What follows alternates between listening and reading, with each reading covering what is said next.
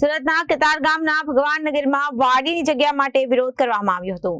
મનપાની ટીમનો સ્થાનિકો દ્વારા ભારે વિરોધ નોંધવામાં આવ્યો હતો અને ભારે આક્રોશ સાથે લોકોએ વિરોધ કર્યો હતો. ભગવાનનગરના મહિલા સહિતના સ્થાનિકોનો હલ્લાબોલ થયો હતો અને રિઝર્વેશનનો કબજો લેવા ગયેલી ઝોનની ટીમને વિલા મોડે પરત ફરી હતી. સુરતના કતારગામ ભગવાનનગરમાં વાડીની જગ્યા માટે વિરોધ કરવામાં આવ્યો હતો.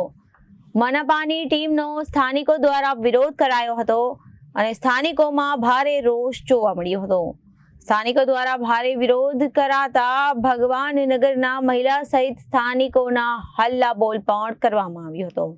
રિઝર્વેશનનો કબજો લેવા ગયેલી પાલિકા ઝોનની ટીમને વિલા મોડે પરત ફરવા પડવા માટે મજબૂર બન્યા હતા. સ્થાનિકોમાં ભારે આક્રોશ સાથે વિરોધ નોંધાવ્યો હતો. જય ભીમ મિત્રો, હું અનિલ વાઘેલા, ભગવાનનગર સોસાયટી, સુરત કતારગામ.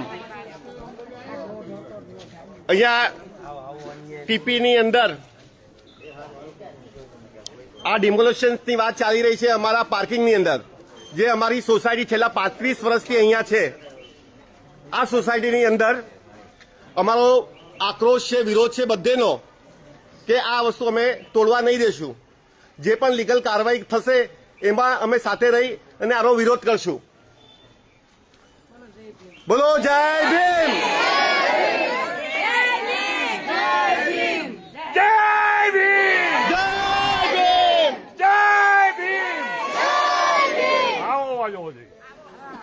આની અંદર બિલ્ડર લોબી જે પણ વ્યક્તિઓએ આની અંદર જે પણ કપાત આવતી હોય છે કે જે રિજેક્શન કરવાની હોય છે એના એ લોકો જગ્યા એ લોકો ખાઈ ગયા છે અને એ વસ્તુની ત્યારે આપણી સરકાર કંઈ નથી કરતી અને અત્યારે 35 વર્ષ પછી આ વસ્તુ રિજેક્શનમાં આવે છે.